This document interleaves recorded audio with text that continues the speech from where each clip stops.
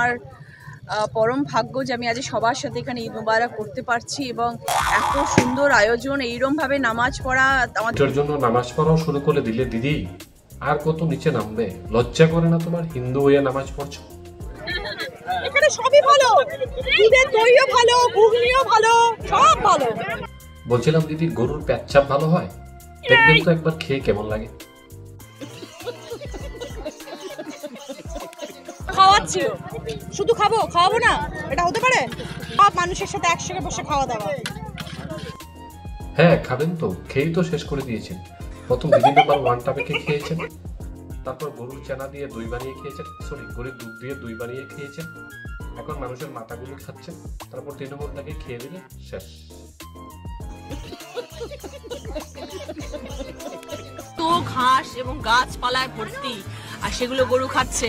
গরু তো শাক পাতা খেয়েই বড় হয় এবং সেগুলো খেয়ে হৃষ্টপুষ্ট হচ্ছে, আর তারপর তার যে দুধটা বেরোচ্ছে সেটা এত ভালো, যে দইটা এত ভালো। 1 মিনিট দিদি, কোন হতভাগার লেখা গরু রচনা আপনি শিখেছেন বলুন তো জীবনে?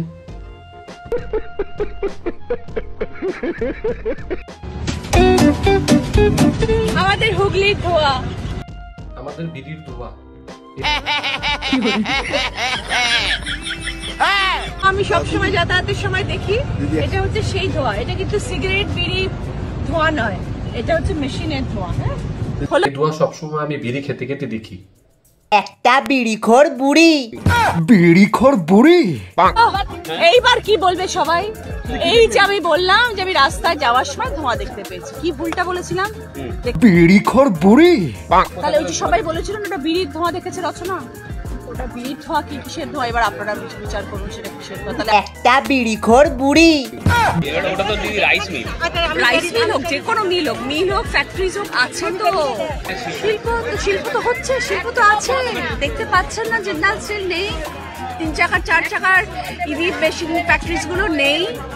অ্যামাজন ফ্লিপকার্টের যতগুলো ইয়েগুলো আছে, সেগুলো জোনস গুলো আছে তো, হচ্ছে তো। এবার এটা নিয়ে একটু মিম করুন, আমি এবার নতুন মিম গুলো দেখি।